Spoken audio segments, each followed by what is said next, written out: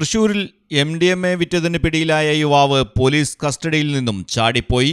നെടുപുഴയിലെ വാടക വീട് കേന്ദ്രീകരിച്ച് ലഹരി വിൽപ്പന നടത്തിയ കേസിലെ പ്രതിയായ മനക്കൊടി സ്വദേശി ആൽവിനാണ് പോലീസിനെ വെട്ടിച്ച് കടന്നുകളഞ്ഞത്.